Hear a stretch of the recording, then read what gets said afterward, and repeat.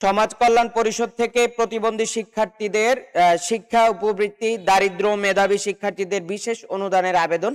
তো এটা অনেকেই আপনারা প্রশ্ন করেছেন, এটার আবেদনটা আমরা কিভাবে করব, এটা কি সরাসরি করা যায় নাকি অনলাইনে করতে হয়। তো আমরা আপনাদেরকে আজকে সম্পূর্ণ প্রসেসটা দেখিয়ে দেব। তো বর্তমানে অনলাইন এবং অফলাইন দুইটা প্রসেস চালু আছে। তো আজকে আপনাদেরকে আমরা অফলাইন প্রসেসটা দেখাবো, আর যদি আপনারা বলেন তাহলে হচ্ছে আমাদের নেক্সট ভিডিওতে অনলাইন প্রসেসটাও আমরা দেখিয়ে দেব। অফলাইনে আমরা দুইটা ফর্ম পেয়ে থাকি, তো হচ্ছে দুইটা ফর্ম নিয়ে হচ্ছে আপনাদেরকে আমরা আজকে সম্পূর্ণ আলোচনা করব। এবং হচ্ছে সমাজ কল্যাণ মন্ত্রণালয়ে এই প্রতিবন্ধী বা দরিদ্র অথবা শিক্ষার্থীদের বিশেষ অনুদানের আবেদন ফর্মটা দুই ভাগে ভাগ করা হয়েছে, এবং দুইটা বিষয় নিয়ে হচ্ছে আজকে আলোচনা করব। বিস্তারিত তথ্য জানার জন্য অবশ্যই আমাদের পুরো ভিডিও জুড়ে আমাদের সঙ্গে থাকতে হবে। তো ভিডিও শুরু করার আগে আপনাদেরকে বলবো, আপনারা যারা দেশে বা বিদেশে চাকরির জন্য দক্ষতা উন্নয়ন সার্টিফিকেট গুলো গ্রহণ করতে চান, যেই সার্টিফিকেট গুলো আপনারা অনলাইনে কোর্স করার মাধ্যমে পেতে পারেন, এবং হচ্ছে এই সার্টিফিকেট গুলো দেশে বা বিদেশে যে কোনো জায়গায় বসে আপনি যদি অনলাইনে সার্চ করেন তাহলে হচ্ছে সেখান থেকে অনলাইনে পাওয়া যাবে, এবং হচ্ছে অনলাইনে ভেরিফাইড, এবং হচ্ছে এই সার্টিফিকেট গুলো অনলাইন থেকে ডাউনলোড যোগ্য। তো হচ্ছে আমরা চলে যাব আমাদের আজকের মূল টপিকে, এবং হচ্ছে আমরা দেখতে পাচ্ছি বাংলাদেশ সমাজ কল্যাণ পরিষদ থেকে যে আর্থিক অনুদান দেওয়া হবে শিক্ষার্থীদেরকে, সেটার মূল তথ্য নিয়ে আমরা আলোচনা করার জন্য মূল ভিডিওতে চলে যাচ্ছি।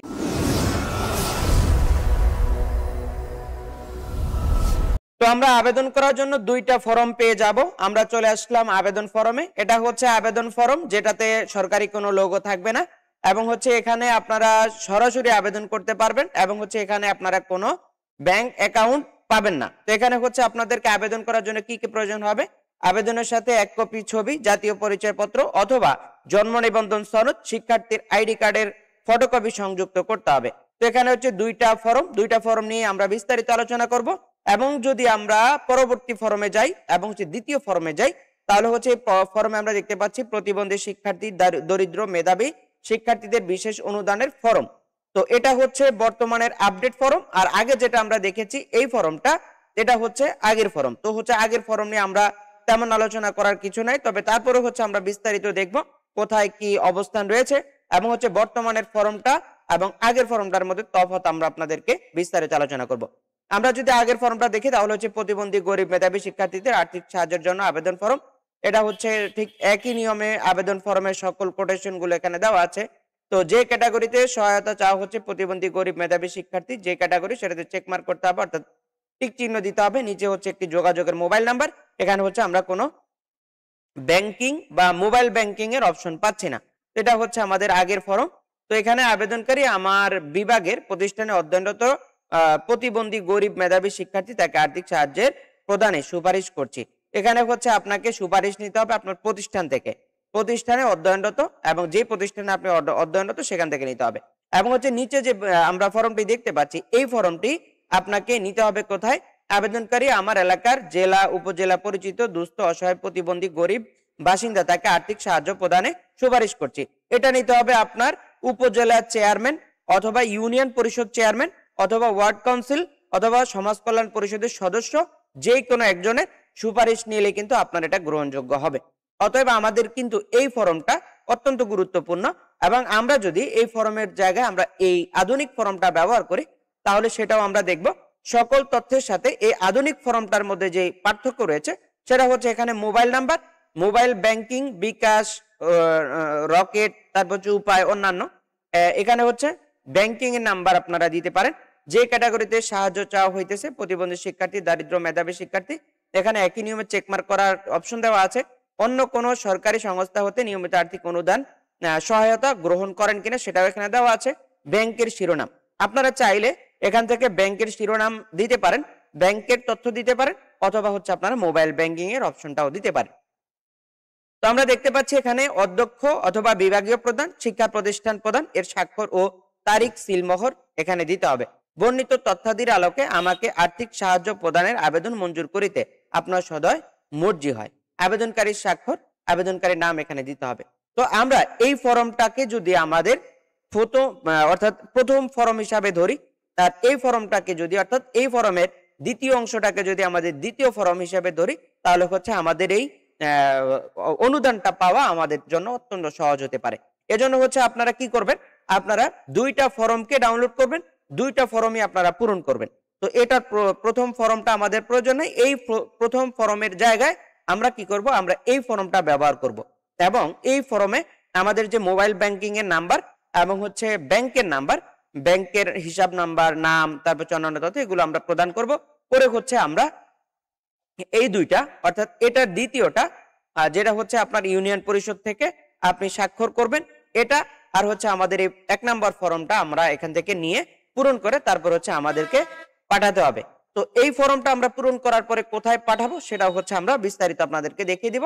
তবে ফর্ম পূরণ করার সিস্টেমটা আপনাদেরকে আমরা প্রাইমারি লেভেলে বলে দিচ্ছি। আমরা দেখতে পাচ্ছি এখানে প্রতিবন্ধী শিক্ষার্থীদের দারিদ্র মেধাবী শিক্ষার্থীর বিশেষ অনুদানের আবেদন ফর্ম, অর্থ বছর দিবেন আপনার 25-26। তো আপনি এখান থেকে দিতে পারেন বরাবর নির্বাহী সচিব বাংলাদেশ জাতীয় সমাজ কল্যাণ পরিষদ, এখানে হচ্ছে 224/1 নিউ এসকাটন ঢাকা 1000। এখানে হচ্ছে আপনি দিবেন প্রতিবন্ধী শিক্ষার্থী দরিদ্র মেধাবী শিক্ষার্থী বিশেষ অনুদানের জন্য আবেদন। এখানে হচ্ছে আপনাকে ছবি অ্যাটাচ করতে হবে। আমরা দেখতে পাচ্ছি মহোদয় আমি নিম্ন স্বাক্ষরকারী বাংলাদেশ জাতীয় সমাজ কল্যাণ পরিষদের প্রতিবন্ধী শিক্ষার্থী অথবা দারিদ্র মেধাবী শিক্ষার্থী বিশেষ অনুদানের আওতায় আর্থিক সাহায্যের আবেদন করতেছি। নাম দিতে হবে, পিতার নাম দিতে হবে, মাতার নাম দিবেন, বর্তমান ঠিকানা দিবেন, স্থায়ী ঠিকানা, গ্রাম, ডাকঘর, তারপর উপজেলা, জেলা, বিভাগ, এগুলো সবকিছু আপনাকে দিতে হবে। অধ্যয়নরত শিক্ষা প্রতিষ্ঠানের নাম এখানে সুন্দরভাবে লিখে দিবেন, শ্রেণী অথবা বর্ষ অথবা সেমিস্টার এখানে লিখতে হবে, রোল নাম্বার লিখতে হবে, বিভাগ এখানে লিখতে হবে। তো জাতীয় পরিচয়পত্র নাম্বার অথবা জন্ম নিবন্ধন নাম্বার আপনারা এখান থেকে পুরো নাম্বারটি লিখে দিবেন। মোবাইল নাম্বারটা লিখতে হবে এখানে, যে মোবাইল নাম্বারটা যোগাযোগের জন্য ব্যবহার হবে। এবং হচ্ছে আমরা এখান থেকে মোবাইল ব্যাংকিং, নগদ, বিকাশ, রকেট, উপায় যে কোনো একটা নাম্বার যেটাতে নগদ, রকেট, উপায় যে কোনো একটা অপশন খোলা আছে সেটা আমরা এখান থেকে দিয়ে দিব। দিয়ে নাম্বারটা দিয়ে আমরা কিন্তু অবশ্যই ব্র্যাকেটে লিখে দিব এটা বিকাশ নাম্বার অথবা এটা রকেট নাম্বার অথবা নগদ নাম্বার আমরা এখান থেকে লিখে দিব।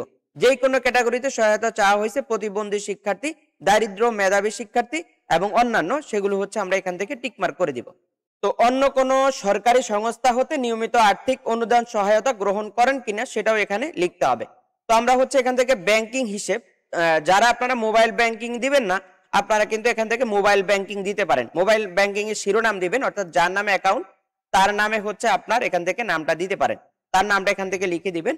তারপর যে ব্যাংকের নাম আপনি এখান থেকে লিখবেন, তারপর যে শাখার নাম, যে শাখায় আপনার অ্যাকাউন্ট সেটা লিখবেন, উপজেলা লিখবেন, জেলা লিখবেন, তারপরে হচ্ছে আপনাকে লিখতে হবে হিসাব নাম্বার, অর্থাৎ ব্যাংকের অ্যাকাউন্টের যে নাম্বার এই নাম্বারটা এখান থেকে লিখতে হবে। তারপর যে হিসাবের ধরন চলতি অথবা সঞ্চয়ী শাখার রাউটিং নাম্বার এখান থেকে দিতে হবে। রাউটিং নাম্বারটা আপনারা কোথায় পাবেন? রাউটিং নাম্বারটা হচ্ছে আপনারা ব্যাংক থেকে নিতে হবে। আপনি তাদেরকে বললে তারা হচ্ছে আপনাকে এই রাউটিং নাম্বারটা দিয়ে দিবে, তখন হচ্ছে আপনি এখান থেকে রাউটিং নাম্বারটা দিয়ে দিবেন। আপনি যখন ব্যাংকের অ্যাকাউন্ট নাম্বারটা আনতে যাবেন বা অ্যাকাউন্ট হিসাব নাম্বারটা আনতে যাবেন তখন হচ্ছে তাদেরকে বললে তারা হচ্ছে রাউটিং নাম্বারটা আপনাকে দিয়ে দিবে। তো এই হচ্ছে তথ্য। তো এরপর হচ্ছে আমরা 13 নম্বরে দেখতে পাচ্ছি অধ্যক্ষ অথবা বিভাগীয় প্রধান অথবা শিক্ষা প্রতিষ্ঠান প্রদানের স্বাক্ষর ও তারিখ, সিলমোহর, নাম সহ এখানে দিতে হবে। তো এখানে হচ্ছে আপনি শিক্ষা প্রতিষ্ঠান থেকে নাম, স্বাক্ষর যা যা দেওয়ার প্রয়োজন সেগুলো নিয়ে নেবেন। বর্ণিত তথ্যাদির আলোকে আমাকে আর্থিক সাহায্য প্রদানের আবেদন মঞ্জুর করিতে আপনার সদয় মর্জি হয়। তো আবেদনকারীর স্বাক্ষর এখানে দিতে হবে, আবেদনকারীর নাম সম্পূর্ণ লিখতে হবে যেটা সার্টিফিকেটে আছে এবং হচ্ছে তারিখটা এখানে দিতে হবে। দেওয়ার পরে হচ্ছে আপনারা এটাকে পাঠাইতে হবে। আপনারা এটাকে ডাক অথবা কুরিয়ারের মাধ্যমে পাঠাতে পারেন, অথবা কেউ যদি সরাসরি জমা দিতে পারেন তাহলে হচ্ছে সরাসরি গিয়ে জমা দিবেন। তবে ডাক অথবা কুরিয়ারে দেওয়াটা আপনাদের জন্য অত্যন্ত গ্রহণযোগ্য হবে। ডাক এবং কুরিয়ারের মাধ্যমে যখন এই পেপারস গুলো পৌঁছায় তাদের হচ্ছে এগুলো রেকর্ড আকারে থাকে। তো সেই সূত্রে হচ্ছে আপনার এই অনুদানটি পাওয়া আপনার জন্য পসিবল হয়ে যেতে পারে। সেজন্য হচ্ছে আপনি যেটা করবেন সেটা হচ্ছে ডাক অথবা কুরিয়ারের মাধ্যমে পাঠানোর চেষ্টা করবেন। তো ঠিকানাটা হচ্ছে আমরা বলে দিব। ঠিকানাটা হচ্ছে প্রথমে যেটা রয়েছে বাংলাদেশ জাতীয় সমাজ কল্যাণ পরিষদ 224/1 নিউ এসকাটন ঢাকা 1000, যেটা হচ্ছে আপনারা ঠিকানাটা দিয়ে দিবেন। এবং হচ্ছে ঠিকানা দেওয়ার পর হচ্ছে প্রেরকের ঠিকানায় আপনি যে প্রেরণ করবেন আপনার নাম, তথ্য এবং হচ্ছে সকল ঠিকানা সহ মোবাইল নাম্বার সেখানে উল্লেখ করে দিবেন। আবেদনের নিচের দিকে অবশ্যই আপনাকে যোগাযোগের যে মোবাইল নাম্বারটা দেওয়ার সেটা দুইটা নাম্বার দেওয়ার চেষ্টা করবেন। একটা নাম্বার লিখে আরেকটা নাম্বার পাশে দিয়ে দিবেন অবলিক দিয়ে, যাতে করে হচ্ছে একটা নাম্বার বন্ধ থাকলে আরেকটা নাম্বারে আপনার সাথে যোগাযোগ করতে পারে। এই হচ্ছে তথ্য। তো আপনারা যারা সমাজ কল্যাণ মন্ত্রণালয় থেকে আর্থিক সাহায্য অর্থাৎ শিক্ষার্থীদের আর্থিক সাহায্যের জন্য আবেদনের প্রক্রিয়াটা জানতে চেয়েছেন, আজকের এই পুরো ভিডিও জুড়ে আপনাদেরকে পুরো তথ্যগুলো জানিয়ে দিলাম। এটা হচ্ছে আর্থিক সাহায্যের জন্য আবেদনের প্রক্রিয়া। তো অনলাইনে কিভাবে আবেদন করতে হবে সেটার প্রক্রিয়াটা এখন পর্যন্ত আমাদের কাছে ক্লিয়ার না। যদি ক্লিয়ার হয় তাহলে হচ্ছে নেক্সট ভিডিওতে আমরা সম্পূর্ণ তথ্যগুলো দেখিয়ে দিব। আর যদি আপনারা আমাদের নেক্সট ভিডিও না পান তাহলে বুঝবেন যে অনলাইন কোনো আবেদন প্রক্রিয়া নেই। তো হচ্ছে আপনারা এই নিয়মটা ফলো করে আপনারা আপনাদের আবেদনগুলো করে ফেলবেন। তাতে করে হচ্ছে আপনাদের আবেদনগুলো সঠিকভাবে হলে আশা করি আপনারা এখান থেকে 10,000 টাকা মিনিমাম 10,000 টাকা করে আর্থিক অনুদান শিক্ষার্থীদের সেটা হচ্ছে আপনারা আশা করি পেয়ে যাবেন। এই হচ্ছে তথ্য। তো আজকের মতো বিদায় নিব। বিদায় নেওয়ার আগে আপনাদেরকে বলবো আপনারা যারা আমাদের চ্যানেলে এখনো নতুন রয়েছেন আমাদের চ্যানেলটাই সাবস্ক্রাইব করে আমাদের সঙ্গে কন্টিনিউ করবেন। আর হচ্ছে আপনাদেরকে বলবো আপনারা যারা দেশে বা বিদেশে চাকরির জন্য দক্ষতা উন্নয়ন সার্টিফিকেট গুলো গ্রহণ করতে চান, যেমন computer, electrical, electronics, house wiring, house keeping ইত্যাদি, এই ক্যাটাগরির প্রচুর পরিমাণে কোর্স আমাদের ওয়েবসাইটে দেওয়া আছে। ওয়েবসাইট ভিজিট করতে পারেন, স্ক্রিনে দেওয়া হোয়াটসঅ্যাপ নাম্বার অথবা ওয়েবসাইট ভিজিট করে আপনারা কোর্সগুলো করে সেখান থেকে সার্টিফিকেট গুলো গ্রহণ করতে পারেন, যা অনলাইনে 100% ভেরিফাইড থাকবে। তো আজকের মতো বিদায় নিচ্ছি। দেখা হচ্ছে আমাদের পরবর্তী কোনো আপডেট ভিডিওতে। আসসালামু আলাইকুম।